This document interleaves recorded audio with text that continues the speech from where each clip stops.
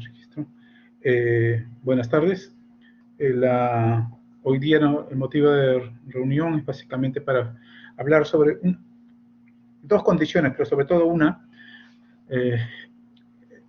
dos condiciones patológicas del sistema nervioso central en que el compromiso es básicamente una afectación de lo que es la mielina, por eso se llama enfermedades desmielinizantes del sistema nervioso central.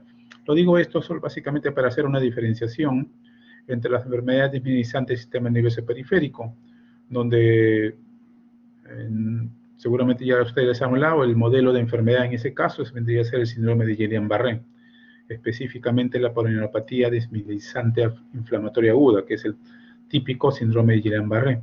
Pero ese es un tema muy diferente a esto que vamos a buscarnos. Acá estamos hablando de lo que significa la patología del sistema nervioso central. De esto hay un grupo de enfermedades realmente, y cada vez se encuentra más especificado estas condiciones. De hecho, la causa más frecuente, la condición patológica más frecuente. Todavía no he visto, no he puesto el PowerPoint. Estaba hablando, a ver, lo voy a poner mejor de una vez. Entonces, estaba haciendo un preámbulo en todo caso. ¿Dónde está? Vamos a poner compartir. Vamos a poner compartir.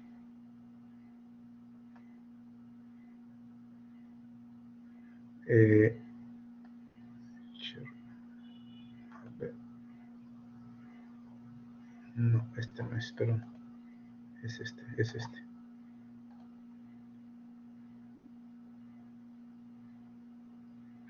Ok, ahora sí voy a poner el compartir de una vez ya, mejor. ¿Ya lo están viendo? Ahora sí creo, ¿no? Están viendo. Entonces, les decía más que todo que es una condición, es un grupo más bien de enfermedades en que, de hecho, el mejor representante es una condición que se denomina esclerosis múltiple. Después hay otros grupos de condiciones en que la enfermedad es básicamente, primariamente, una lesión de la mielina central, pero después ustedes pueden encontrar otro tipo de patologías, sobre todo cuando son metabólicas o cuando son por errores innatos del metabolismo. De hecho, las leucodistrofias, las adrenoleucodistrofias también son un ejemplo de esta condición. Pero esos son mucho más infrecuentes, pero lo que más domina acá es la esclerosis múltiple. La que sigue en frecuencia es lo que se denomina ahora el espectro de la neuromielitis óptica. Es también un grupo de enfermedades que característicamente es un deterioro de la mielina central, con ciertas características clínicas y también patológicas. Entonces, básicamente, para empezar acá, primeramente me voy a abordar sobre todo lo que significa la esclerosis múltiple, que es lo que vamos a conversar en este momento. Acá básicamente para hacerles referencia, Jean-Martin Charcot básicamente se le categoriza como el padre de la neurología mundial. De hecho, él acuñó el término de esclerosis en placas, entonces, para esta condición. Y si ustedes buscan bibliografía francófona, ustedes lo van a encontrar como esclerosis en placas. La literatura anglosajona lo que denomina esta condición lo denomina como esclerosis múltiple, y la mayoría de países lo conocen como tal, entonces, pero no les llama la atención cuando lo quieren denominar como esclerosis en placas, porque así generalmente la literatura francófona lo describe en honor a quien lo describió, quien fue Jean-Martin Charcot. De hecho, hay muchas historias de este personaje, y quizás es el cuadro más famoso que se tiene de Jean-Martin Charcot, donde acá, de hecho, su pupilo, el predilecto, es este personaje, que es Joseph Babinski. Babinski fue digamos, su predecesor inmediato, una vez que Jean-Martin Charcot dejó de trabajar en el hospital de Salpêtrière. Y acá van a encontrar Bournonville, Remy, acá está Freud, diferentes personajes que se encuentran como epónimos en diferentes signos o enfermedades neurológicas. Entonces, pero más allá de eso, lo que quiero decirles es sobre todo que esta es una enfermedad crónica, ¿bien? Si bien tiene manifestaciones agudas, y se manifiesta como déficits focales neurológicos, muy similar a un accidente cerebrovascular, que también se manifiesta como un déficit focales neurológicos. Entonces, en ese punto de vista es muy similar, porque se manifiesta de esa manera. La diferencia es que es una enfermedad crónica, es decir, es una enfermedad que es continua, con manifestaciones episódicas, ¿sí? Donde esa manifestación va a estar dependiente de la característica de la inflamación y, por consecuente, del grado de desminimización que puede haber digamos, como consecuencia de la situación de la inflamación primaria. Entonces, las manifestaciones clínicas que tiene esta enfermedad son debidas al fenómeno inflamatorio. Las manifestaciones secuelares que tiene este paciente es básicamente por el grado de desminimización que condiciona cada evento inflamatorio que ocurre. ¿Bien? Esta condición tiene diferentes formas. De hecho, la forma más frecuente es lo que ustedes pueden encontrar en los libros, van a encontrar como formas RR. Las RR significa remitentes recurrentes. Es decir, son personas que en el tiempo comienzan a desarrollar déficits focales neurológicos. ¿Bien? Déficits focales neurológicos. ¿Bien? Pero son déficits focales que son transitorios. Por lo menos al inicio de la enfermedad son transitorios. No es tan precoz como un accidente isquémico transitorio que se resuelve antes de 24 horas. En este caso sí dura más de 24 horas. ¿Sí? Entonces, estos pacientes son, de hecho sea de paso, son pacientes que tienen diferentes manifestaciones en un periodo de tiempo. Ahora, esas manifestaciones van a ser bastante variables. ¿Sí? Y esa variabilidad no solamente va a ser en el mismo paciente, sino también entre pacientes. Es decir, no hay un cuadro único de esta enfermedad en los diferentes pacientes. No existe eso. No es que todos van a ser hemiplegia, o todos van a ser síndrome cerebeloso, o todos van a ser ceguera. No, es de lo más variado que tiene acá. Y también los episodios recurrentes también son bastante variados. En algunas ocasiones, estos pacientes que inician como remitentes recurrentes, es decir, hacen un basal, están en su basal, tienen su su déficit focal, y después de un tiempo se recuperan, está así ondulantemente. Algunos de estos pacientes llega a un punto, difícil de decirlo en qué momento, en que ya no recupera. ¿Ya? Esa evolución ondulante ya no ocurre, se detiene, y a partir de ese momento ya esa manifestación se hace ya continua. Eso es lo que se denomina los síntomas progresivos secundarios progresivos. ¿Sí?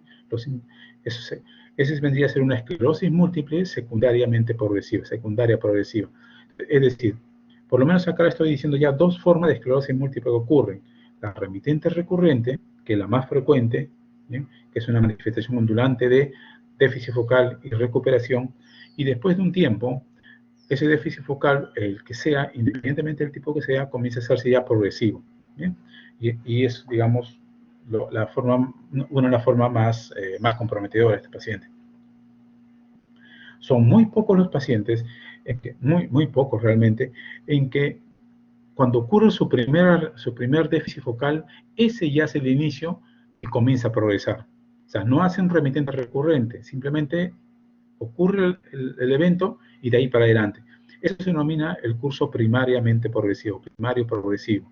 Entonces tenemos ya por lo menos tres formas de esclerosis múltiple: remitente recurrente, bien, como les vuelvo a decir, déficit neurológico focales con recuperación espontánea, y así de forma recurrente.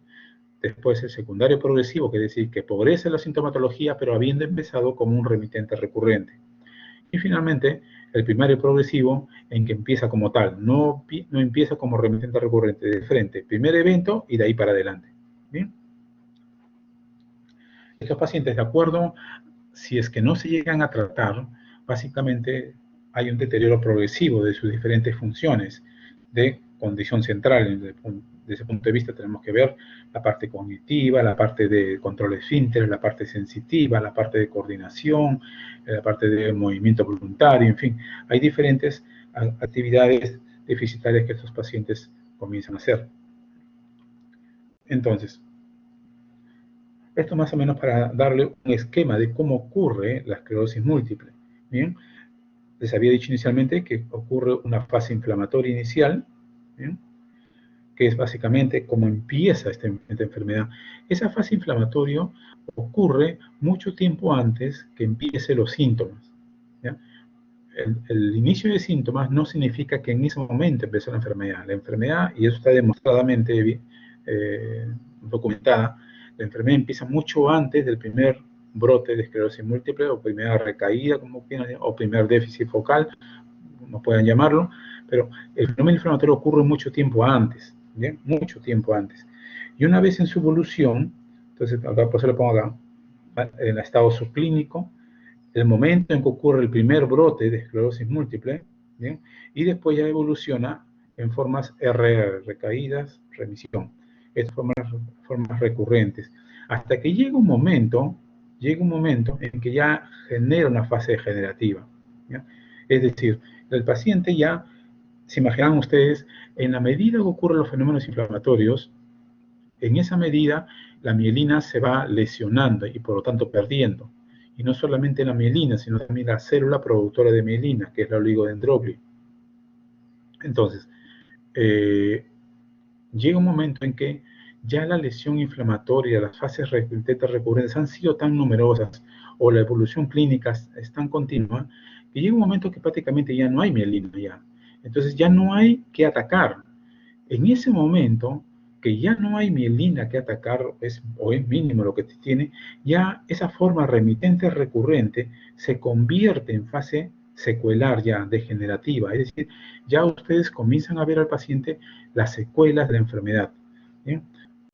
Que sea, y esto es lo que se denomina la fase secundariamente progresiva. Vean ustedes, estos círculos naranjas representa el brote, este vendría a ser el primer brote, las recaídas en un periodo de tiempo, y acá vean ustedes en un periodo más largo de tiempo, recaídas mucho más aisladas. Pero lo cierto es que la incapacidad cada vez se va haciendo más acentuada, va para abajo. La capacidad funcional se va hacia abajo. Y en la medida que se va deteriorando esa capacidad, la discapacidad, también el deterioro cognitivo se va acentuando. Finalmente, estos pacientes, si no se hace nada, más allá de la discapacidad motora, en fin, es también el componente cognitivo, comienzan a ser síndromes demenciales, ¿bien? Síndromes demenciales, y eso creo que realmente va de la mano con esta enfermedad, siempre y cuando no se trate, siempre y cuando no se trate, ¿bien? Entonces, nosotros tenemos déficits focales, como les había dicho, el grado se llegan a recuperar de forma variada, algunos más rápido que otros, en general son promedio 3, 4 semanas, la mayoría ya se recuperó de eso. Y como dice ahí, al inicio son monosintomáticas, o sea, primer brote, ¿bien? Y que comprometen diferentes sistemas funcionales centrales. Vean ustedes ahí en porcentaje cada uno. Ahora, si bien el diagnóstico no es que sea, o sea, es difícil para ojos en la gente que no lo sospecha, pero sí, sobre todo porque uno, les vuelvo a insistir, no hay un cuadro clínico común de todos los pacientes, no existe eso. Y mucho más aún, no existe un marcador biológico de la enfermedad. No es como que le digo, la diabetes, en que ustedes saben que con un dosaje de un test de tolerancia a la glucosa, viendo hemoglobina de glucosidad, en fin, todo eso que ustedes saben mejor que yo. Entonces, esas son condiciones en las que uno puede evidenciar la patología, la condición patológica. En este caso, no existe un marcador en este caso. No existe. ¿Bien? A nivel mundial, si hay algo común, ¿bien? Es que básicamente los pacientes, la gran mayoría, están sobre la línea ecuatorial, incluso un poquito más arriba sobre todo eso. Entonces, aproximadamente el 75-80% de pacientes de esclerosis múltiple que hay en el mundo están sobre la línea ecuatorial. Es más, sobre la línea que va atraviesa el límite superior de México, la frontera superior de México. A partir de ahí se presenta esta condición. Por eso no le llama la atención que como afecta sobre todo, predominantemente Norteamérica, Canadá, Estados Unidos y países europeos, todos países desarrollados, esta es una enfermedad que condiciona mucho costo social, un costo social bastante grande. Entonces, no les llama la atención y no peco por defecto cuando les digo, si hay una enfermedad que se ha investigado bastante, es más, la que más se ha investigado en el mundo es precisamente esta esclerosis múltiple, porque para los países desarrollados es un problema, es un gran problema, no solamente desde el punto de vista de calidad de vida, sino también de discapacidad, con todos los costos económicos que tienen estos pacientes y que van a redundar en el propio país. Entonces, es la enfermedad que más se ha estudiado. Ustedes pueden buscar lo que se les ocurra en relación a esta enfermedad, joder, lo van a encontrar, porque se ha investigado de todo. Es más, se han investigado no solamente grupos de pacientes, sino generaciones. Y hay grupos de estudio, tanto en Norteamérica, en Canadá, si no me equivoco, en Francia y Alemania, donde hay grupos de estudio que están siguiendo pacientes desde hace más de 50 años, donde los investigadores iniciales ya han fallecido, pero esa investigación que se inició hace más de 50 años, continúa en proyecto, continúa ahí. Y, esos trabajos de investigación siguen proporcionando datos nuevos para esta condición. Entonces, otra cosa importante, les había adelantado, hay un grado variable de daño axonal y neuronal. Grado variable significa que al inicio se puede haber cierta recuperación cuando predominantemente es desmielinizante, pero cuando ya la lesión es tan intensa en que la mielina, una vez que se pierde, comienza a dañar el axón y la neurona, comienza a tener la fase secundariamente progresiva, ¿ya? La fase ya degenerativa o fase secular, como puedan llamarlo. ¿Bien? Porque ustedes se darán cuenta, si se acuerdan de sus capítulos de fisiología, de curso de fisiología, un axón que es mielinizado, una vez que ya es mielinizado, una vez que ya recibe por primera vez el acero, en este caso el oligodendrol, y le da su mielina, eso ya comienza, ahí ya selló una convivencia, de tal manera que un axón que pierde su mielina finalmente se muere, como también al revés. Una célula oligodendrolia en la que su axón, al que le lleva mielina, se pierde ese axón, también ese ramo o esa prolongación de la oligodendrolia se genera también. Entonces hay una convivencia, digamos, simbiótica, si vale el término. Entonces comienza a ocurrir ese tipo de déficit.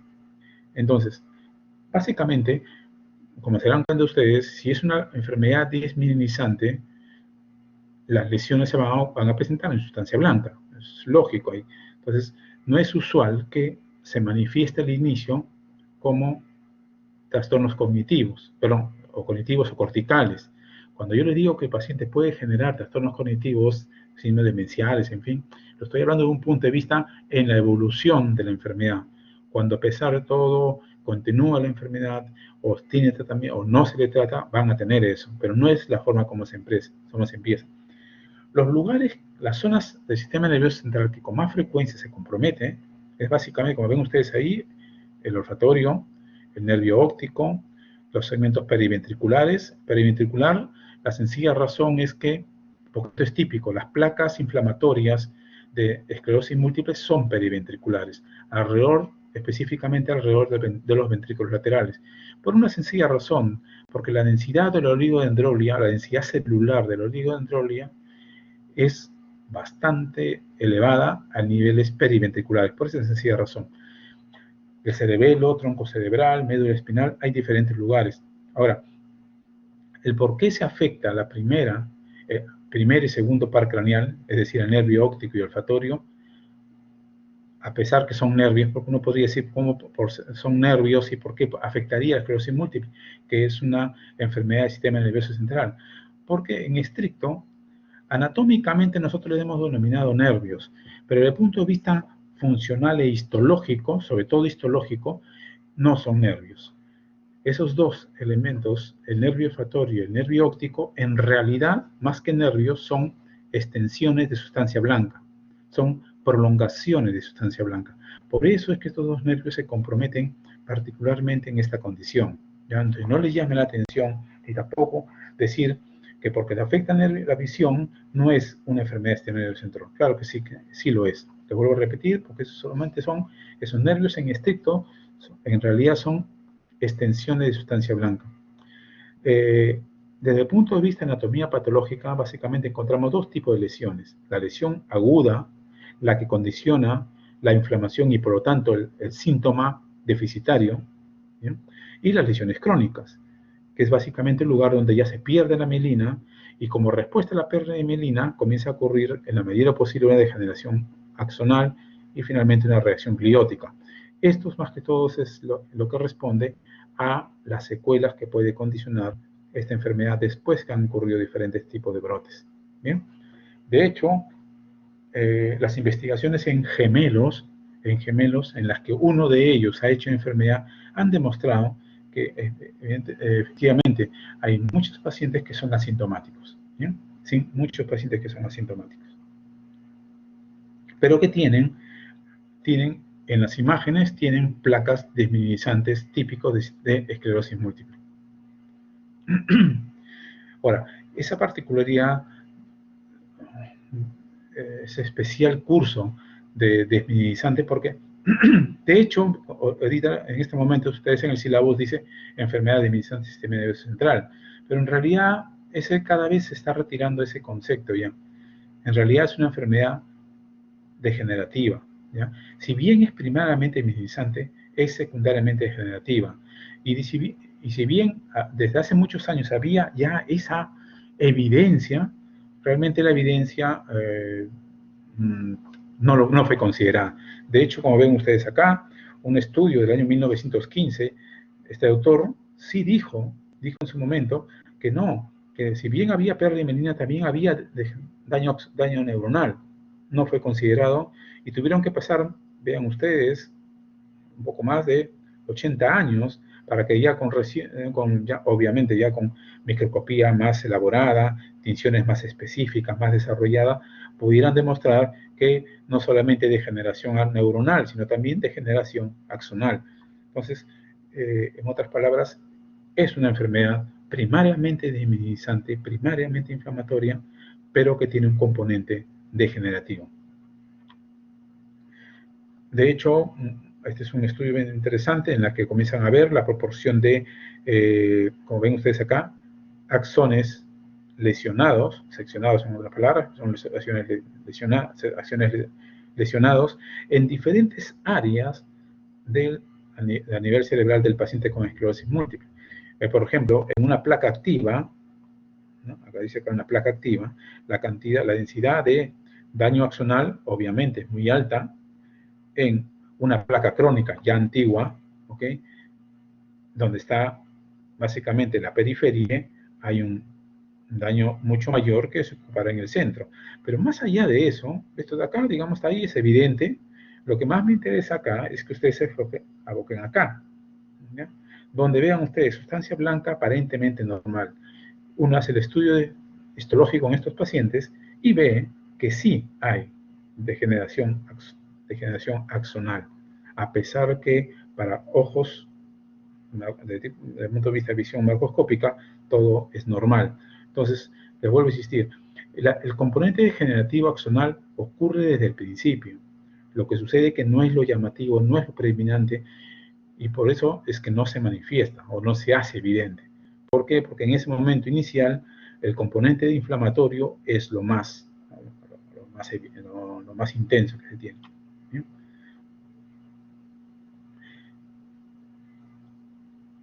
Esta es una enfermedad desminimizante, enfermedad inflamatoria de tipo autoinmune. De alguna manera, los linfocitos de la periferia se activan. Entonces, hay una célula presentadora de antígeno que presenta un antígeno. Esa es una historia todavía de no acabar. ¿Qué antígeno será? Lo cierto es que al presentar este antígeno, activa a un linfocito T para que sea reactivo a la mielina. Este antígeno hay diferentes hipótesis, que puede ser el mismo mielina o un componente de mielina o un antígeno cruzado, un antígeno covalente, en fin, hay diferentes postulados. Lo cierto es que cuando célula presentadora de antígeno presenta ese elemento a un linfocito T, lo hace reactivo contra la mielina. Y ustedes saben que cuando llega a la barrera hematoencefálica, los únicos que tienen capacidad para atravesar la barrera hematoencefálica son los linfocitos activos. Ellos son los que ingresan. Y una vez que ingresan, comienzan a presentar también, presentación del antígeno, a las células inmunológicas que están dentro del sistema nervioso central, que es la microglia. Y en trabajo conjunto ya comienzan a desarrollar el mecanismo inflamatorio dentro ya del sistema nervioso central. Entonces, acá es un punto que hay que reconocer qué es lo que ocurre, qué es lo que sucede para que ese linfocitos se hayan activado de tal manera que comiencen a atacar la propia mielina, porque esto al final acaba es como es una enfermedad autoinmune de tipo de inmunidad celular. Entonces, realmente es todo un tema, un tema de investigación. ¿Qué es lo que condiciona esto? No se sabe, como les vuelvo a repetir, hay muchas hipótesis sobre esto, algunas hipótesis mal llevadas ciertamente, a pesar que han sido publicadas en revistas médicas de prestigio. De hecho, una de las más conocidas fue el de la hipótesis de la vacuna de la hepatitis, ¿bien? Que salió publicado en la revista New England sobre que la vacuna de hepatitis podría ser en ciertas personas predispuestas con esta vacuna pueda facilitar los mecanismos de autoinmunidad contra la mielina y se desarrolla finalmente la esclerosis múltiple. Un artículo publicado en una revista de prestigio, pero que llevó muchos costos y que todavía aún sigue. De hecho, ustedes van a países desarrollados, la incidencia de vacunas en la población es bien baja es. La tasa de vacunación acá en los países latinoamericanos es alta, pero en países desarrollados no, porque temen mucho todo esto. Entonces, pero ya, a pesar que después ocurrieron otras publicaciones que desmintieron esa primera publicación, ya marcó la diferencia. Bueno, entonces, ¿qué he hecho?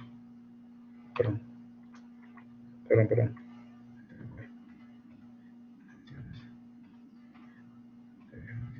Interacción, les he dicho. Les había también hablado sobre lo que significa la evidencia de los gemelos, como les he dicho, porque acá es muy importante. Lo vuelvo a repetir, es una enfermedad que se ha estudiado bastante, tanto que se ha logrado ya determinar los antígenos de histocompatibilidad que son predisponentes o que predisponen a ciertas personas a desarrollar la enfermedad. Lo digo predisponen, no es que hagan la enfermedad, predisponen, porque hay muchos pacientes que mantienen estos antígenos de histocompatibilidad y viven toda su vida y nunca desarrollan. ¿Esto qué significa? Que no basta tener la predisposición genética, necesita un gatillo. Y ahí es donde nos entra a tallar ese gatillo, quién es ese gatillo o qué es ese gatillo. ¿No? Entonces, la presentación de antígenos es lo que le estaba diciendo ahí. Bien, ahí la inflamación que ocurre en el sistema nervioso central. Y acá una forma más, digamos, más concreta de lo que significa esta enfermedad. A ver, síganme por favor. Este es el paciente que empieza la enfermedad con mecanismos inflamatorios, les insisto, que empieza con estos mecanismos patológicos de inflamación y con manifestación sintomática de recaídas. Sintomáticamente, clínicamente es un paciente que hace recaídas, donde la manifestación imagenológica, hay lesiones en la sustancia blanca, multifocales, hay muchos focos, acá esta manchita blanca, cuando lo vean a su casa lo van a ver, ¿okay? Nódulos, placas blancas que van a ver ustedes, que lo ven, ¿sí? También acá hay otras. Entonces, con una particularidad, que captan contraste, captan el gadolíneo. ¿Sí? Esa es más o menos la situación. Entonces, son pacientes en que se manifiestan como una esclerosis múltiple y remitentes recurrentes caracterizados por recaídas donde la base de la condición patológica son fenómenos inflamatorios y que imagenológicamente usted los va a encontrar con lesiones nodulares en sustancia blanca multifocales y que además captan contraste. Este es el fenómeno con el que empiezan los pacientes. ¿Sí? Es así como empiezan. Entonces, esto lo tenemos acá, ¿sí? Acá, ven ustedes. Pero en la medida que evoluciona la enfermedad, este proceso inflamatorio, como va, entre comillas, gastando la mielina, ya va a haber menos intensidad de compromiso. Sigue, va bajando, hasta que hay un cruce con un componente que al comienzo era mínimo, y que ahora, y en la medida que evoluciona, se va haciendo más patente. Y llega un momento en que cruza y es lo que domina. Entonces, el mecanismo inflamatorio cada vez se hace mucho menor y el mecanismo degenerativo se hace cada vez más evidente y muchas veces predominando. Entonces, en este momento ya el mecanismo patogénico de inflamación ya prácticamente no existe y da paso a lo que significa la neurodegeneración. Acá ya no hay recaída, sino las manifestaciones se comienzan a ser progresivas. Evidentemente, en este momento, buscar placas activas, como se ven acá, ya no, pues, porque ya no hay mielina, ya no hay mielina, ya no hay cómo. Entonces, en este caso, la representación imagenológica vendría a ser la atrofia cortical, una atrofia cortical global. ¿Bien? Esto es lo que se llama la esclerosis múltiple secundariamente progresiva. Y acá lo que más se ve son básicamente pacientes con deterioro cognitivo. ¿No? Con deterioro cognitivo. Entonces, la atrofia que ocurre con mínimo componente de inflamatorio. Por lo tanto, el grado de captación de gadolinio es mínimo, como también dice acá. Entonces, porque ya prácticamente no hay mayor mielina. Y eso es lo que se ve, eso es lo que se ve, cómo evoluciona esta enfermedad. El punto es tratar de que no, de hecho, lo principal, no existe este cruce, es inversión patológica de inflamación contra degeneración. Lo que se trata es que se mantenga más o menos en este grupo, ahí, acá se mantenga, es lo que se quiere. ¿Por qué? Porque esta enfermedad, más allá de la discapacidad, y esto está demostrado, es un estudio noruego bien interesante, en donde básicamente lo más puntual es cómo la esperanza de vida en pacientes con esclerosis múltiple va disminuyendo. ¿Ya? Esto es algo bien demostrativo, más allá de lo que significa la discapacidad. Entonces hay que ver que estos pacientes comienzan a tener un mayor grado de mortalidad. Les había mencionado en un inicio que la mayoría de pacientes, acá según la intensidad del color azul, ¿eh? Es la mayor grupo de densidad de pacientes. Vean ustedes como Canadá, Estados Unidos, países europeos, y quizá la única excepción debajo de la línea ecuatorial es Australia, Nueva Zelanda. Australia son las excepciones. Después, vean ustedes, una línea por la frontera norte de México, por eso digo, el 80% de los pacientes a nivel mundial están sobre esta línea. El resto está por debajo de ella. De hecho, por mucho tiempo el Perú, y países latinoamericanos en realidad, se pensaba que no teníamos casos de esclerosis múltiple. Se pensaba que esto era básicamente una condición de los países desarrollados. Hasta que vino la resonancia magnética por los años, inicio de los 90, 93, sí, 92, por ahí, vino la resonancia magnética en Perú, en otros países antes, en otros países latinoamericanos, y se comenzó a ver que había población.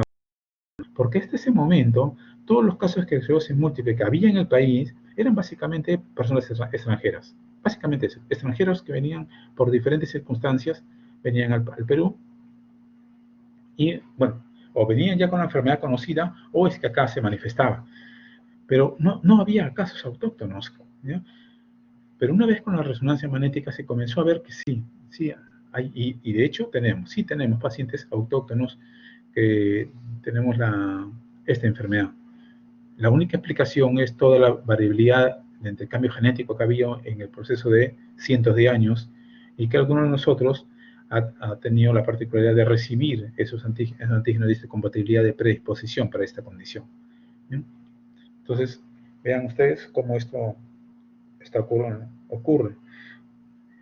El estudio genético de una enfermedad, el que mejor se ha conducido precisamente es con esta enfermedad, de esclerosis múltiple, en que han seguido familias en aproximadamente algo de 7, 8 generaciones y que han comenzado a depurar y han comenzado a determinar qué tipo de disponibilidad. Incluso que esta enfermedad empezó en países escandinavos. Ese es el punto. Esto empezó en países escandinavos.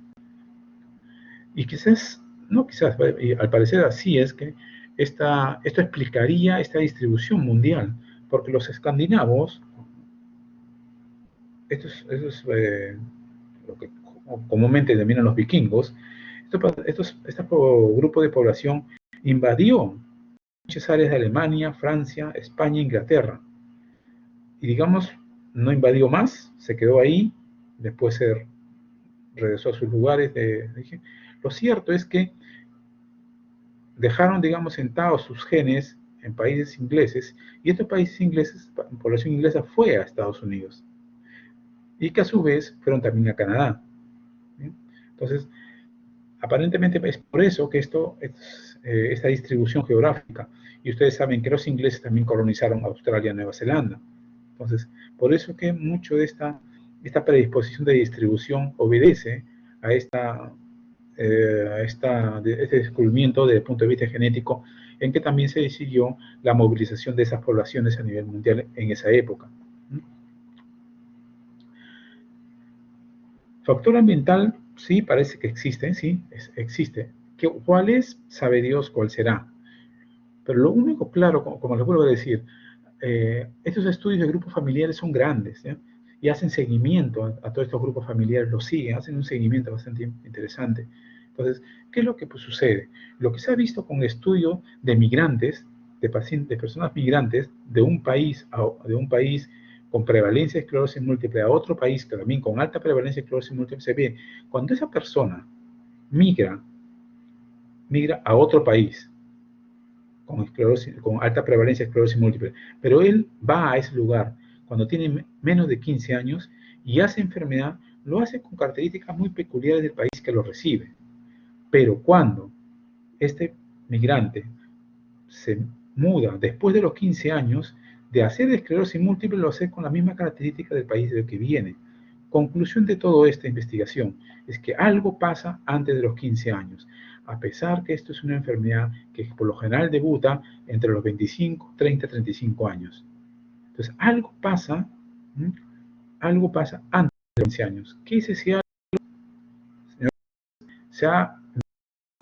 Se ha investigado y hasta ahora no hay una respuesta.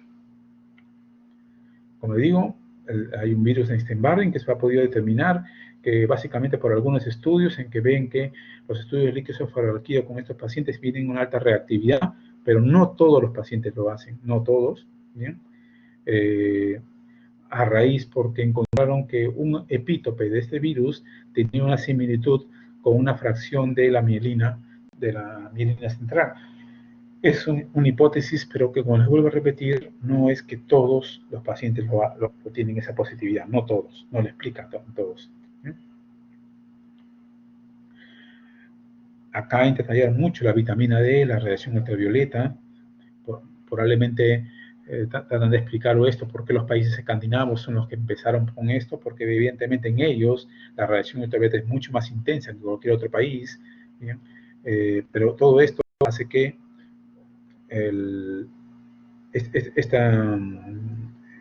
esta relación de radiación ultravioleta, vitamina D, sea un factor que pueda facilitar básicamente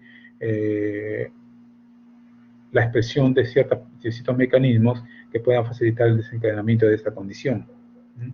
Entonces, pero una cosa muy interesante es que en los países, ahora, esto lo digo como un hallazgo en realidad, pero igual no es totalmente convincente, porque se ha podido demostrar que, por lo menos en los países más desarrollados, donde tienen esclerosis múltiple, en cantidad realmente, esta evidencia de la relación de la vitamina D con esclerosis múltiple solamente se ha demostrado en la raza blanca.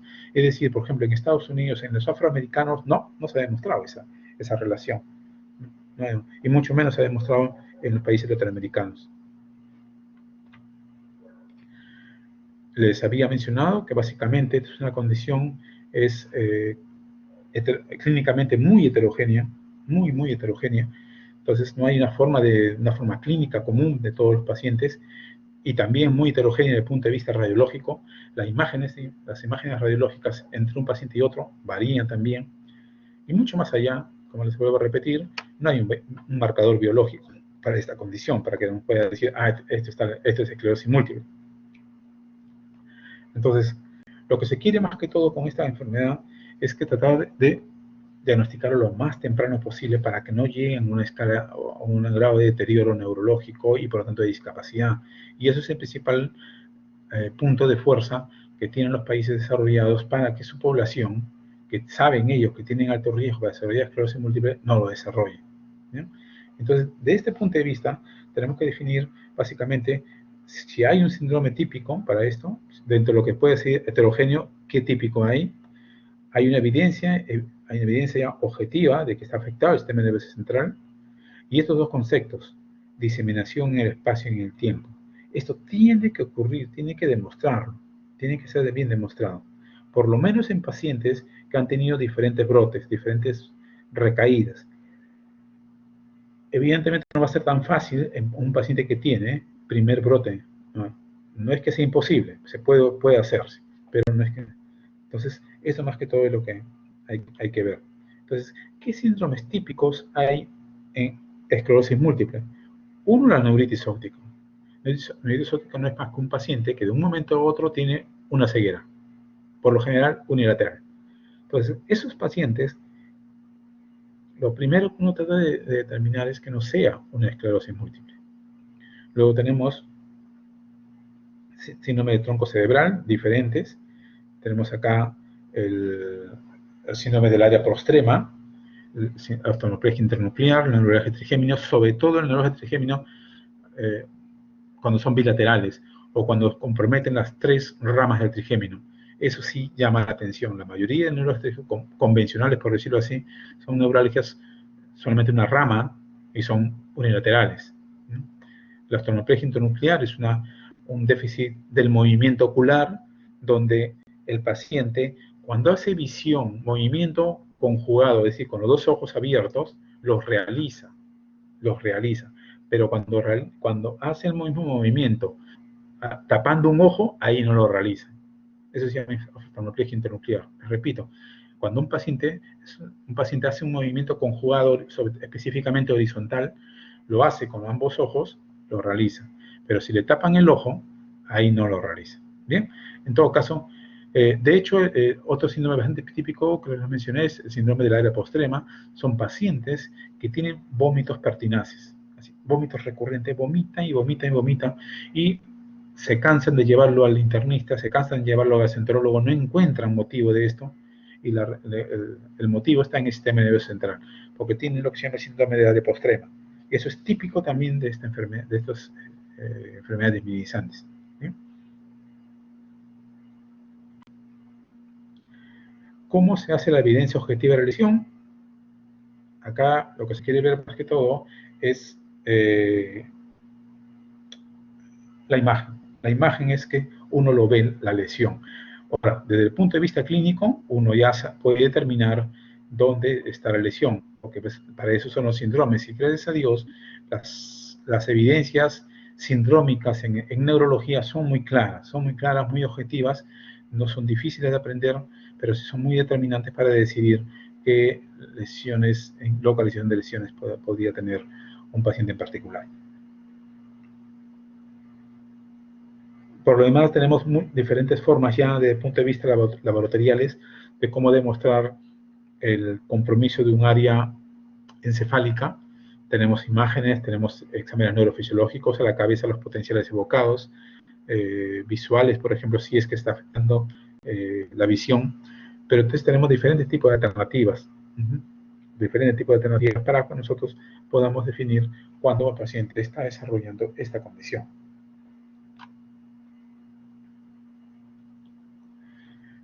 Vuelvo a insistir, diseminación en el espacio y en el tiempo.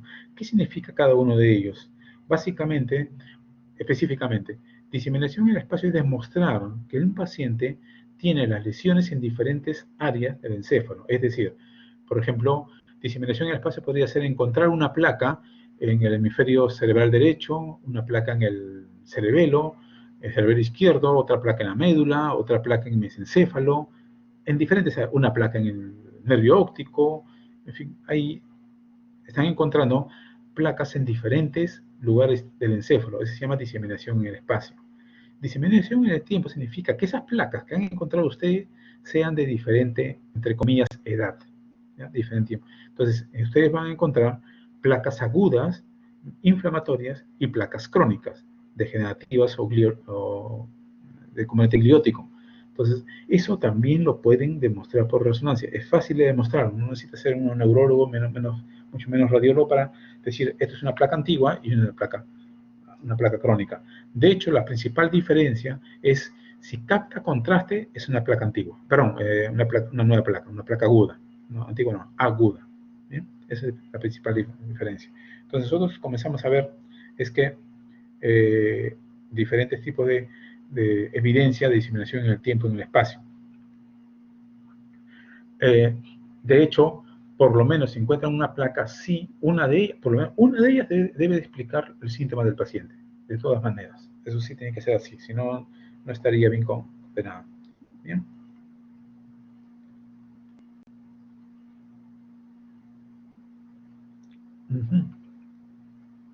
Entonces tenemos, ya se habían adelantado, de las imágenes, cómo pueden ayudar para definir diseminación en el tiempo y también en el espacio. Pero desde el punto de vista del líquido cefalorraquídeo, acá es determinante el estudio que se denomina bandas oligoclonales. Entonces, vean ustedes, acá, el demostrar unas bandas oligoclonales, eso sustituye a la demostración en imágenes de diseminación en el tiempo. Entonces, eso es importante también si tienen esto.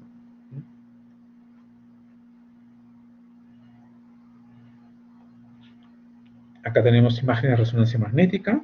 Esta es una imagen en FLAIR, perdón, en T1, perdón. Entonces, acá ven ustedes las placas, lo van a ver como espacios negros.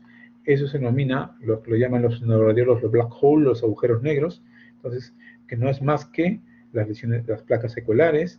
Cuando en una secuencia T1 le agregan gadolinio y esto pinta, como ven ustedes acá, esas son placas agudas. ¿Bien? Típicamente, las placas de esclerosis múltiple están alrededor del ventrículos laterales. ¿Se había dicho por qué? Porque hay una alta densidad de oligodendroglio. Otra particularidad que tienen estas placas es que son generalmente ovoides, ¿bien? Aisladas. O sea, pocas veces se juntan, como acá, digamos, se juntan, pero pocas veces ocurre eso. ¿Bien? Y generalmente el eje mayor es perpendicular o más o menos sobre el eje del ventrículo. ¿Bien? Esas son particularidades que tienen las placas disminizantes de esclerosis múltiple.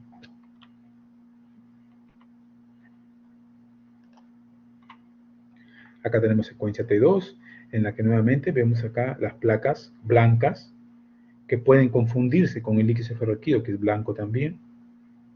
Para dar diferenciación hasta dónde es la placa y hasta dónde es líquido, se hace secuencia FLAIR, donde solamente pinta de blanco las placas y el líquido normal lo pinta de negro. Entonces se ve claramente que es una lesión periventricular. A diferencia de los anteriores, este es un paciente ya que tiene mucho tiempo. ¿Y uno por qué dice mucho tiempo? Porque ya las placas acá están confluentes ya. Porque les vuelvo a repetir, al inicio las placas son así, separadas, aisladas, unas de otras. ¿Ya? En este paciente ya tienen muchas placas confluentes, por lo tanto nos está diciendo que lo más probable es que este paciente ya tiene un largo tiempo de enfermedad. Vamos a encontrar diferentes tipos de hallazgo que a veces pueden confundir porque no todas tienen esa particularidad de ser un nódulo blanco, así, ¿no? Hay algunos otros pacientes en que vean ustedes, puede simular, incluso confundir con un cisticerco granulomatoso, anular, con captación anular, o incluso puede confundirse con una metástasis, puede confundirse con lo que llaman las formas pseudotumorales. Es en el caso de cuando capta gadolinio, pero en pacientes con secuencia T2, vean los nódulos aislados, vean acá una placa en el tronco cerebral, en los pedúnculos cerebrales, acá placas que si bien no son corticales, son subcorticales, porque vean ustedes, están muy próximos a la corteza, porque la mayoría está alrededor de los ventrículos laterales. ¿Bien? Acá tenemos, ¿dónde está? La médula, acá está. Ahí está la placa, acá ven, chiquita acá. Vean, una placa pequeña. ¿Bien? Ahí está. Esta es otra forma de verlo. El agujero negro en T1, ¿bien? En T1. Si es que tiene una representación inflamatoria, básicamente se pone gadolinio para ver si es que capta contraste, como en este caso. Capta contraste. Entonces, diferentes tipos de... Vale, como ven ustedes, comparar placas es imposible, no tienen la misma homogeneidad, no tienen nada de homogeneidad, todos son diferentes. Y por ese motivo es que se trata de buscar un consenso de cómo poder unificar una enfermedad que es tan heterogénea, se puede unificar en una entidad, en una escala de valoración, ¿no?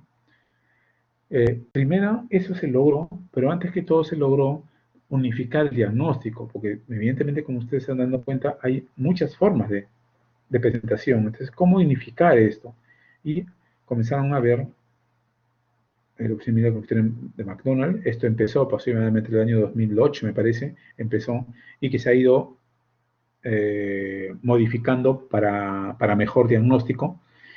De hecho, acá ven ustedes, refiere cuántos ataques clínicos debería necesitar un paciente, por lo menos para sospechar que tenga esclerosis múltiple, cuántas lesiones debería estar presente y algunas sugerencias muy particulares. Entonces, acá vean ustedes, tiene más dos o más placas, uno. De hecho, acá lo más importante de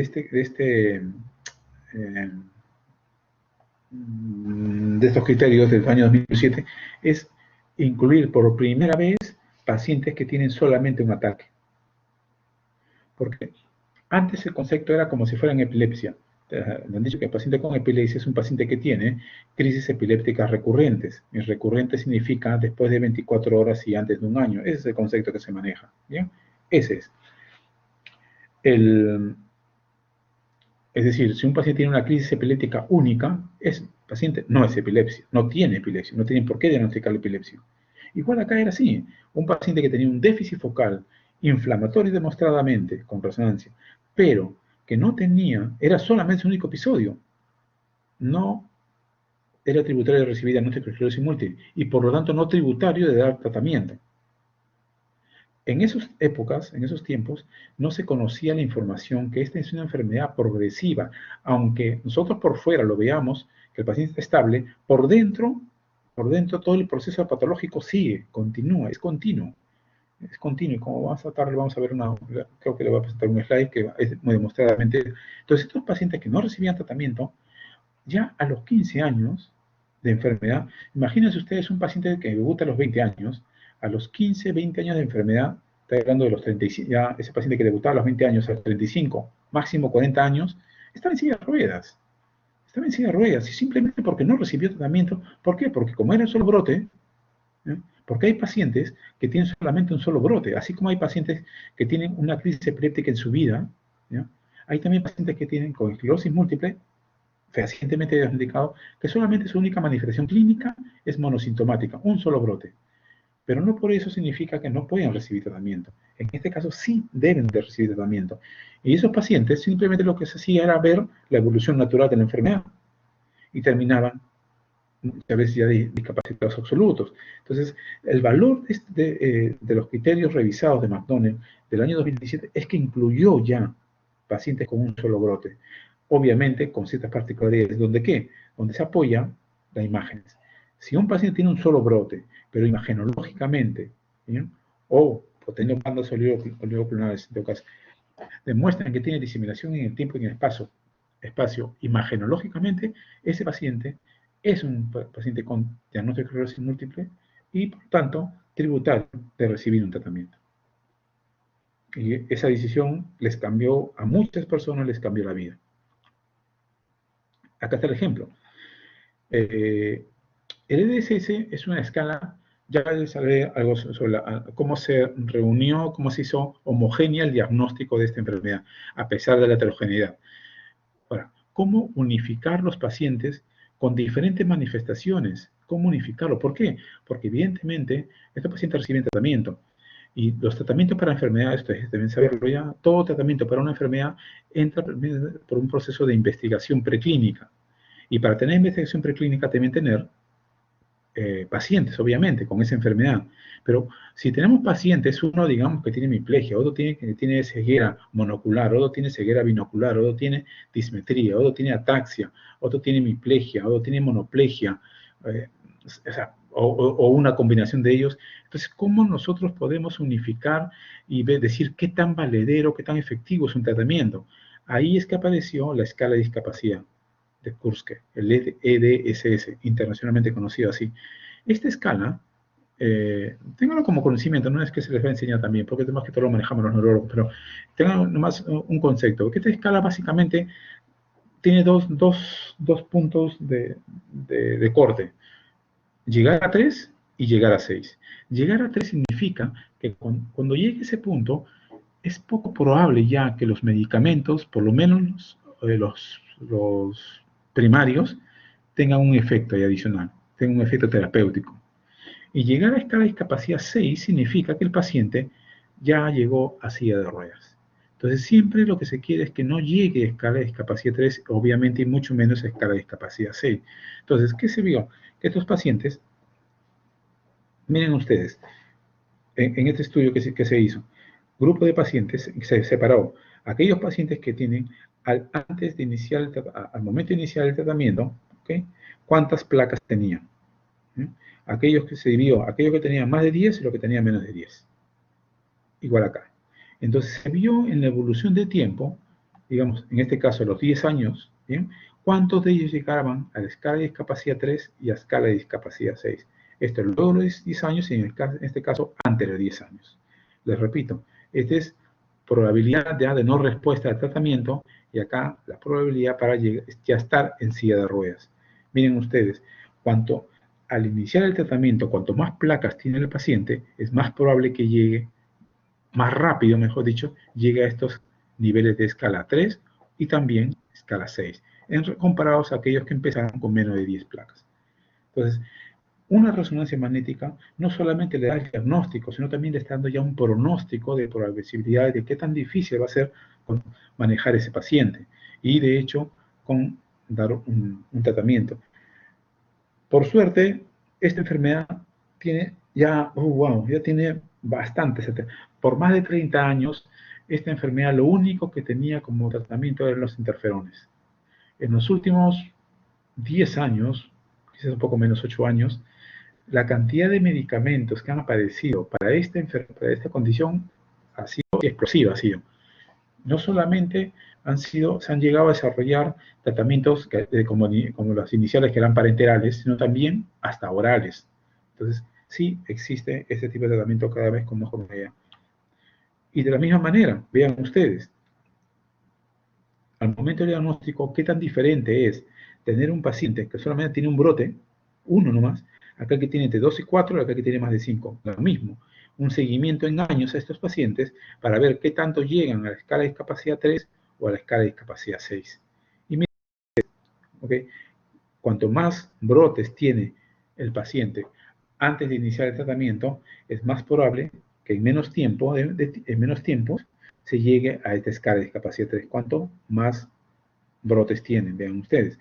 Acá, atención nomás a miren este paciente, un solo brote, que si no recibe tratamiento, uno solo, puede llegar a escala de discapacidad en promedio 13 años y a silla de ruedas en un promedio de 20 años. Esto era lo que se veía como historia natural. Esto básicamente era la historia natural de la enfermedad. Pero llegó la revisión, precisamente con ese criterio de McDonald del año 2017, en que ya comenzaron a incluir que un paciente, por más que tenga solamente un solo brote, puede tener esclerosis múltiple. Claro, el nombre que se le da a estos pacientes no es esclerosis múltiple, es lo que en inglés es SCI, que es el síndrome clínicamente aislado. El síndrome clínicamente aislado. El I. Así es. Listo. Entonces estamos ahí. Estas son las formas evolutivas, les había dicho, pacientes que tienen remitente recurrente, hacen su recaída, nuevamente llegan a su estado basal, nuevamente su recaída, estado basal. Había dicho que un progresivo secundario no es más que el mismo paciente con remitente recurrente, cuando en el siguiente brote ya se hace continuo. Se hace continuo. Tenemos un progresivo primario que tiene los que son los de peor pronóstico, empieza la enfermedad y no lo hace como remitente recurrente, lo hace evolutivo. Y ahí luego, obviamente, hay aquellos, también como en este caso, primarios progresivos que empiezan como tal, pero por alguna particularidad hacen un brote y saltan, se acentúa. O sea, la agravación que es así progresiva, acá ya es saltatoria. ¿Ya? Es más que todo lo que generalmente ocurre como cuadro clínico. Tenemos algunos factores de lo que podemos decir buen pronóstico, más que todo el término sería de menor daño, y acá los que tienen más daño. Entonces, ¿qué es malo, digamos, desde el punto de vista pronóstico? Aquel que debuta tardíamente, más de los 40 años. Los hombres tienen mayor grado de discapacidad que las mujeres. Cuando el síntoma inicial es un piramidal o un cerebeloso, no es lo mismo desde el punto de vista pronóstico si empezara con síntomas sensitivos o visuales. ¿Ya? Los cursos en brotes nos dicen que es un remitente recurrente, por lo tanto tienen un buen pronóstico, a diferencia de los cursos progresivos. Y lo otro es que puede tener un paciente brotes, pero depende mucho cuánto de intervalo tiene entre brote y brote. Cuando los intervalos son menores de 6 meses, no es de buen pronóstico. Menor de 6 meses no es de buen pronóstico. Algunas veces solamente nos valemos de lo que significa no hay mejor explicación que decir que es una esclerosis múltiple. Y acá, como ven ustedes acá, lo principal es lo que se denominan las banderas rojas, ¿no? Signos de alarma, cuando ustedes deberían sospechar la posibilidad que tengan una enfermedad disminizante bajo una neuritis óptica severa bilateral, una mielitis transversa extensa, ¿okay? Cuando tiene básicamente sarcoidosis, mielitis asociado con marcadores biológicos de otra enfermedad, ya vamos a hablar, estamos hablando en general. Entonces tenemos diferentes tipos de alternativas para estas condiciones. El diagnóstico diferencial no es fácil.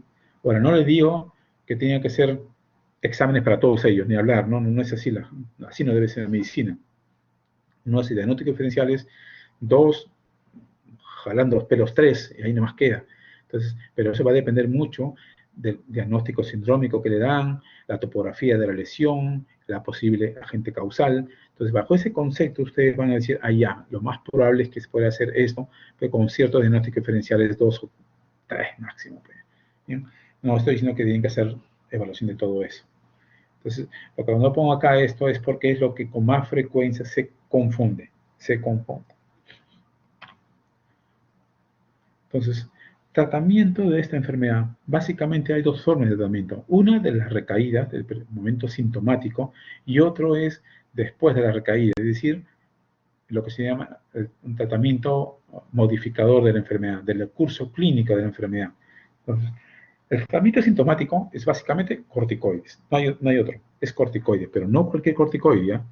El único corticoide que ha demostrado efectividad en los brotes de esclerosis múltiple, enfermedades disminizantes, es la metilprednisolona, no hay otro. No es prednisona, dexametasona, hidrocortisona, no, nada de eso. Solamente es la metilprednisolona. Lo que se le da es una infusión de 1 gramo diario. Dependerá la intensidad de la lesión, cuántos sistemas funcionales están afectados, la edad del paciente, para que le den ustedes entre 3 o máximo 5 días. Una vez deciden ello, lo completan 2 semanas con prednisona. ¿Ya? Completan 2 semanas, es decir, el tratamiento de corticoides son 2 semanas. Los primeros días son de metilprednisolona y lo que queda son con prednisona. Puede ser 3 con 11, en este caso 3 días de metilprednisolona, 11 días de prednisona, o 5 días de metilprednisolona con 9 días de prednisona. Es variable, ahí ustedes ya de variable. La idea es que solamente sean 2 semanas. Y 2 semanas, y ustedes lo pueden retirar, descontinuar sin ningún problema. Antes de 2 semanas, en realidad antes de 3 semanas no existe el bloqueo del eje hipófiso-adrenal.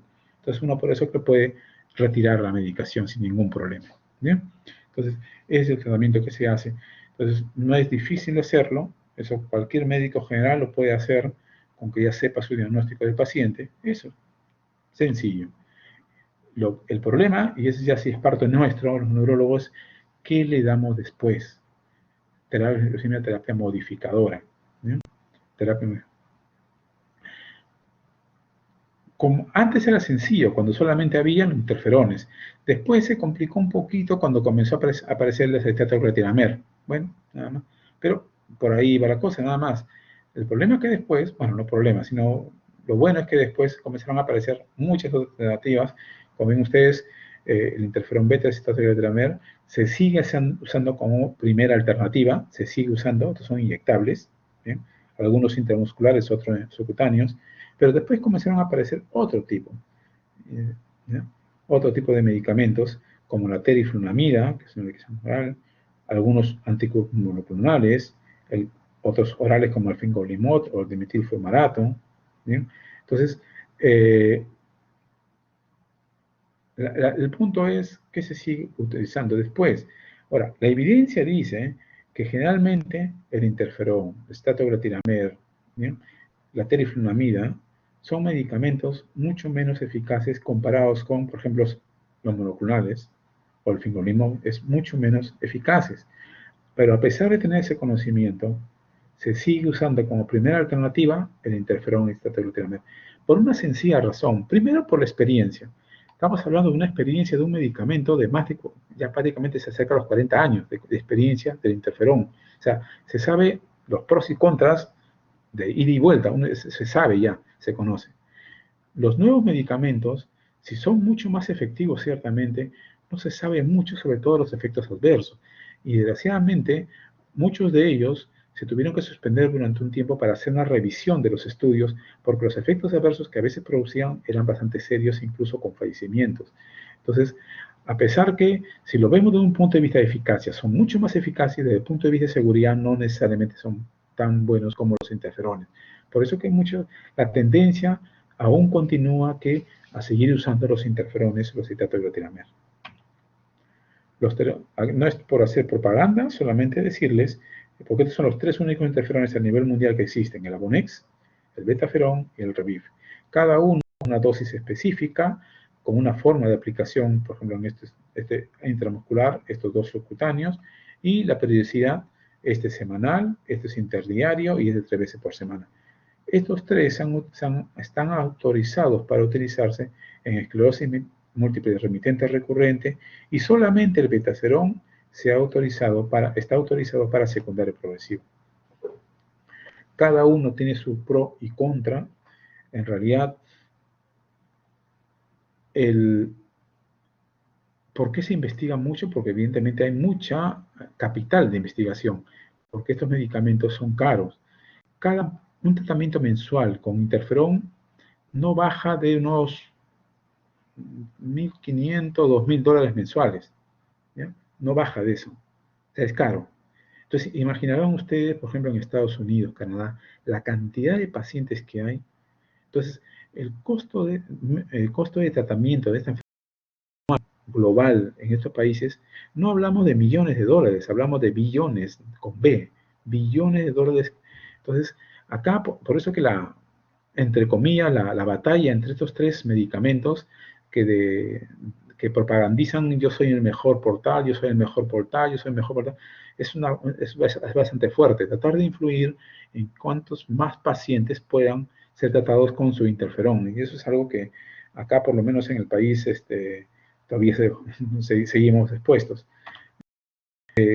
La efectividad se ha podido demostrar con interferones de diferente forma, no solamente clínicamente, sino como ven ustedes, miren ustedes, por ejemplo, el efecto de interferón en el parénquima cerebral, es decir, qué tanto va a proteger de la atrofia cortical.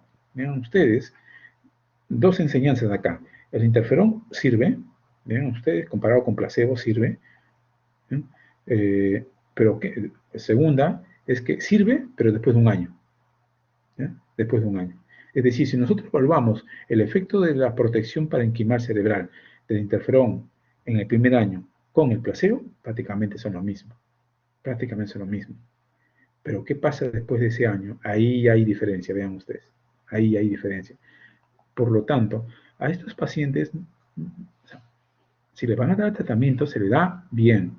Es decir, no decir, tome 3 meses, 4 meses, es una pérdida de dinero para el paciente, es una pérdida de esperanza para el paciente. ¿Se le trata bien o no se le trata? como en epilepsia. ¿Se trata bien o mejor o no lo tratan? Pero tienen que tratarlo bien. Entonces, por lo menos, no menos de un año, no menos de un año pueden recibir esos medicamentos estos pacientes. Si no, va a ser en vano. Le van a hacer más un daño que un bien a estos pacientes. Entonces, el interferón sí ayuda, no solamente desde el punto de vista clínico de las recaídas, sino también internamente, ¿cómo qué? Protegiendo el grado de atrofia cortical cerebral. ¿Bien? También protege las placas, la presencia de placas de esclerosis, múltiple.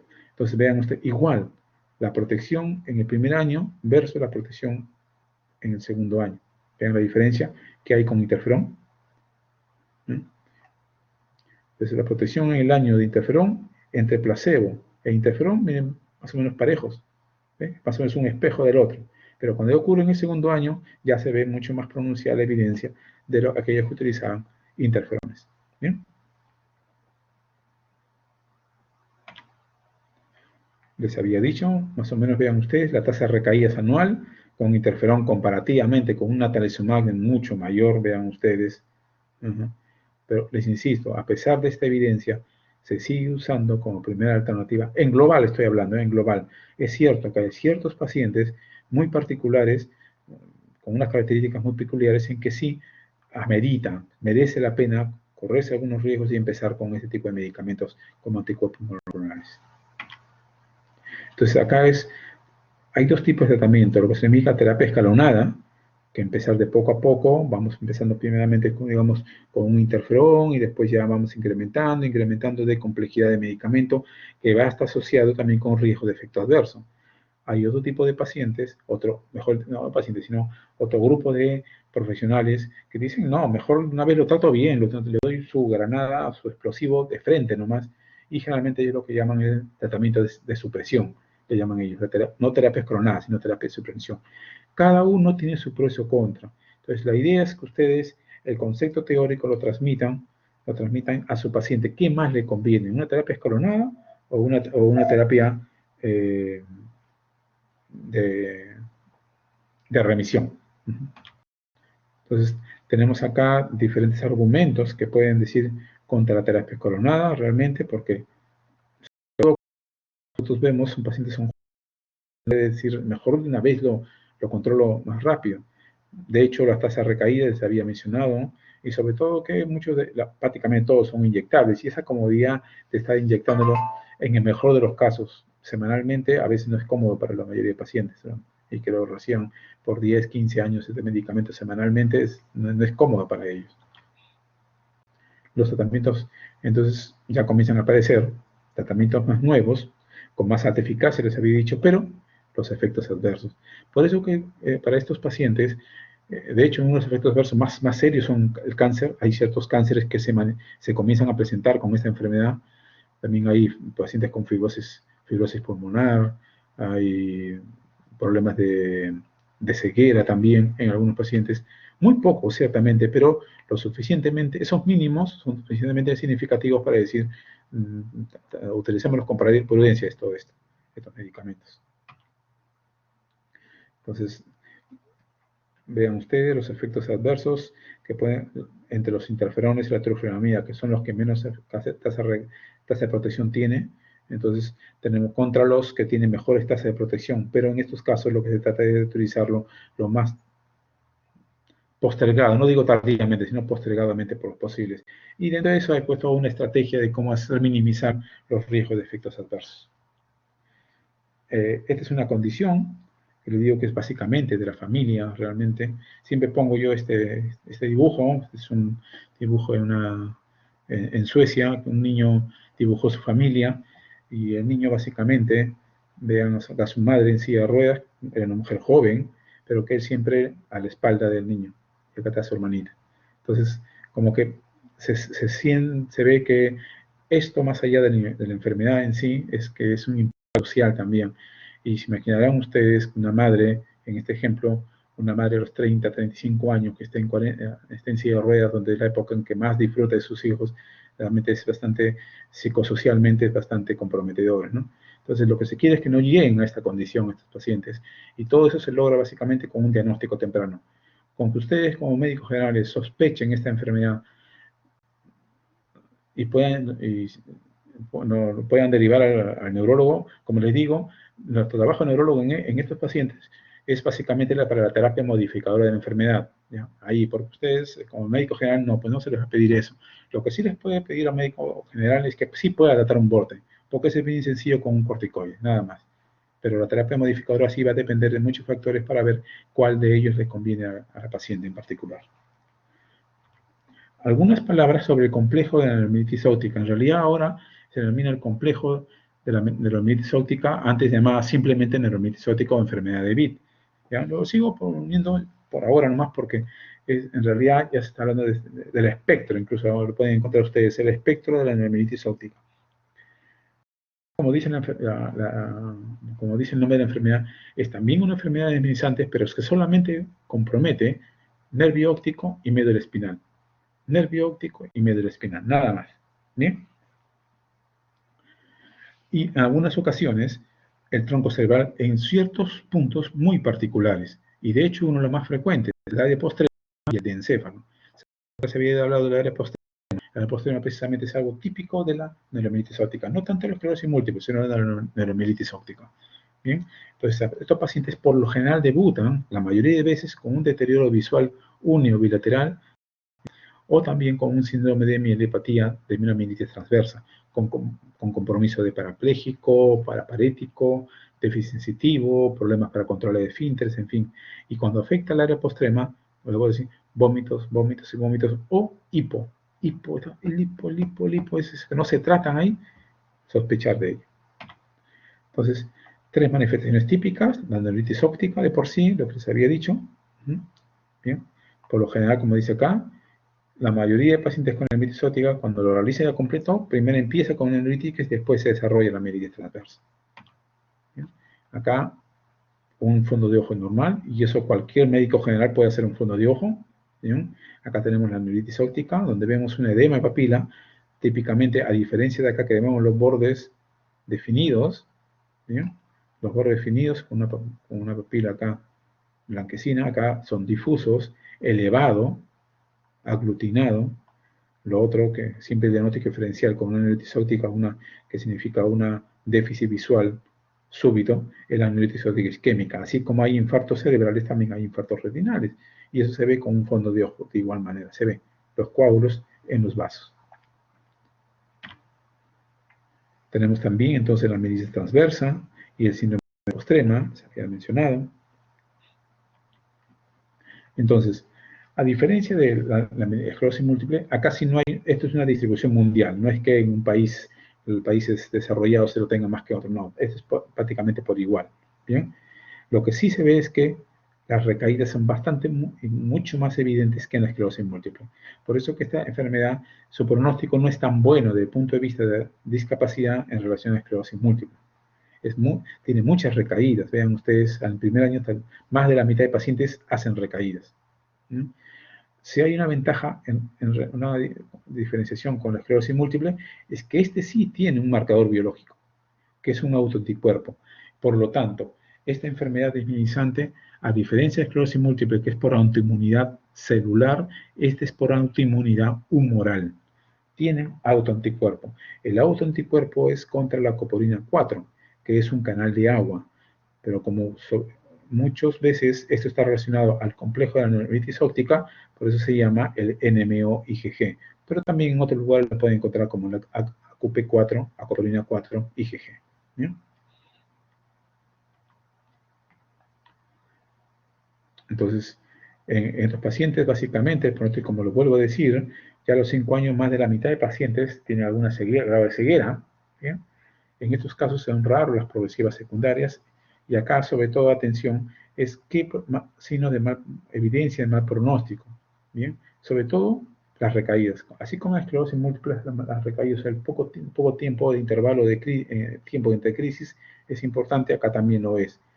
La severidad del primer ataque es capital acá. Cuanto más severo es el primer ataque, el pronóstico es más reservado. Y la comorbilidad. Siempre, básicamente, con enfermedades de tipo reumatológico. Esa comorbilidad no es buena. No es buena. Entonces, les había hablado también. Acá, igualmente, algo sucede, una presentación de un antígeno que hace que las células presentadoras desarrollen o lo presentan a los linfocitos B y que ellos desarrollan anticuerpos. Eso también no está claro cuál es ese gatillo que se presenta en esta condición, no tampoco se sabe. Acá solamente para diferenciarles los mecanismos de inmunogenicidad en la esclerosis múltiple por inmunidad celular y los mecanismos de inmunogenicidad con anticuerpos en la neuromielitis óptica, donde los autoanticuerpos atacan los canales de agua.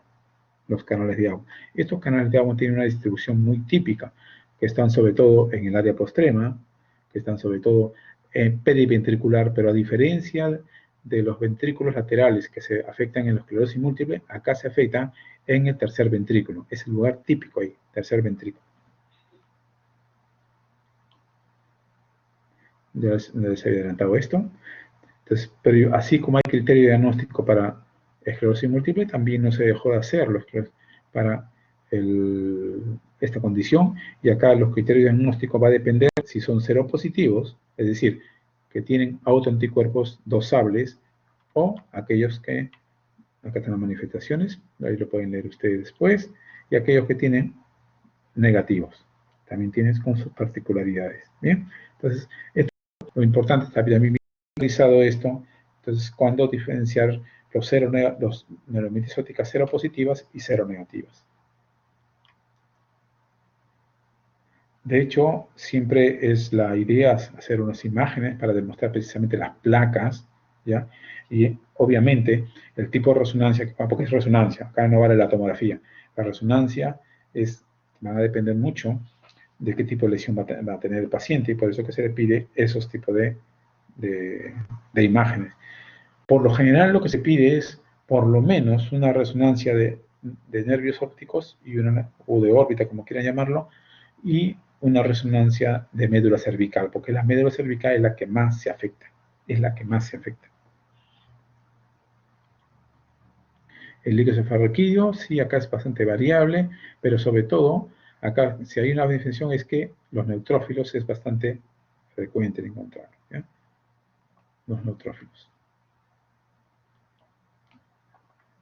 Acá tenemos, por ejemplo, vean ustedes cómo se pinta de blanco los nervios ópticos, prácticamente completo, y acá está un poco más el quiasma y un poco el segmento proximal del izquierdo.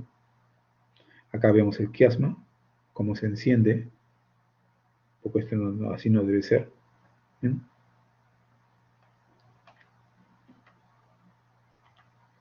Acá vean ustedes una placa que mide bastante continua, vean ustedes acá, médula cervical, a diferencia de esta que tiene una placa acá, otra chiquita acá, otra chiquita acá, porque esto lo pongo más que todo para una cuestión diferenciable, porque estas placas que se ven acá en médula cervical, esto es de esclerosis múltiple. La placa que se va acá es de neuromielitis óptica. Entonces, hay forma de diferenciar las placas. Por ejemplo, en médula cervical, primero, la longitud. Es lo que se dice, una placa que tiene más de 3 segmentos vertebrales, eso es neuromielitis óptica. Placa que tiene menos de 3 segmentos vertebrales, eso es lo más probable que sea una esclerosis múltiple. Eso ya está así ya formulado ya. Vean ustedes acá, miren ustedes el tamaño de esta hiperdensidad, esta lesión, obviamente más de 3 segmentos vertebrales. También lo ven.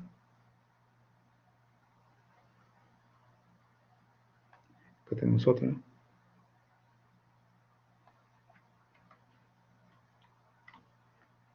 Por ejemplo, acá solamente tenemos ¿ve?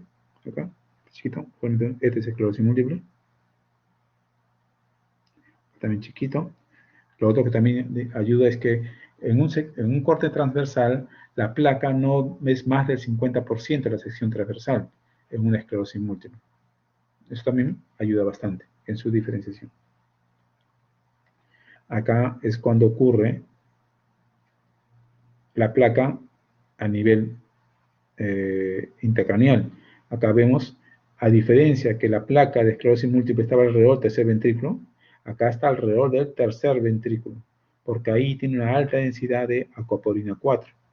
¿Bien? ven acá, y el área postrema, que es este, que está en el tronco cerebral. Son lugares típicos de compromiso intraencefálico. Vean ustedes acá, el diencéfalo, cómo se afecta. Acá el área postrema.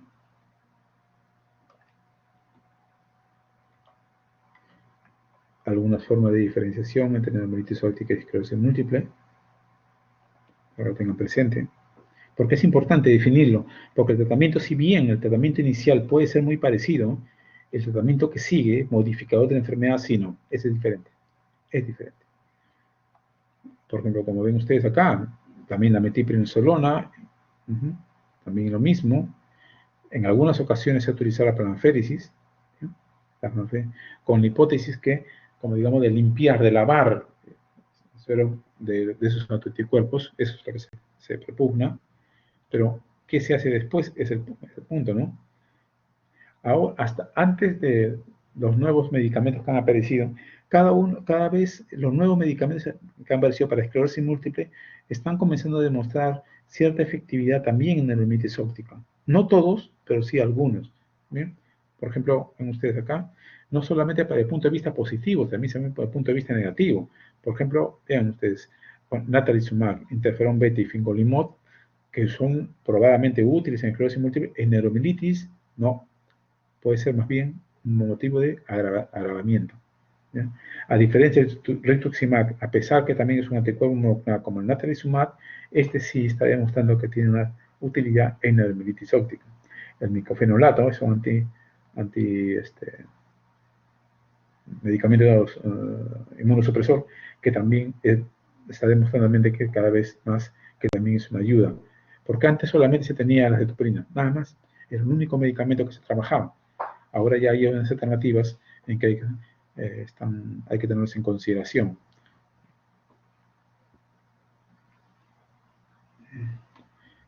De ahí, ¿qué más? Creo que, y eso es todo. Ok, jóvenes.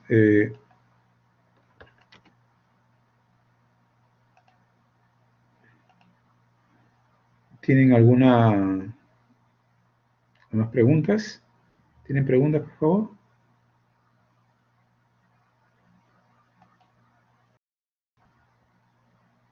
¿Alguna pregunta?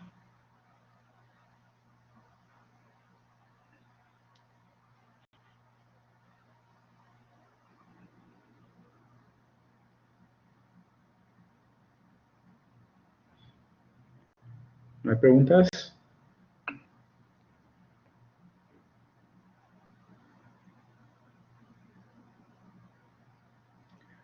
Bueno, jóvenes.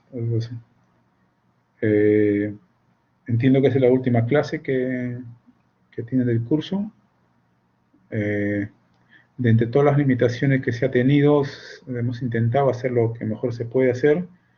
Este año ha sido muy comprometedor para ustedes, ¿no? El tipo de enseñanza que no es lo ideal.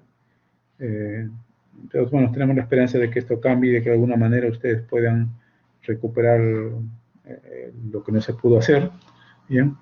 Si en algunas ocasiones alguno de ustedes, bueno, tiene algún interés en la parte neurológica, bueno, mi hospital, que es el Hospital Revaliati, tiene puertas abiertas para ustedes. Y en todo caso, bueno, cualquier cosa que se les pueda ayudar, también estamos presentes. Bueno, si no hay no hay preguntas, entonces, hasta ahí nomás entonces, ¿bien? Cuídense, pues. Gracias a ustedes, más bien, por su atención. Y suerte en su carrera, en su profesión.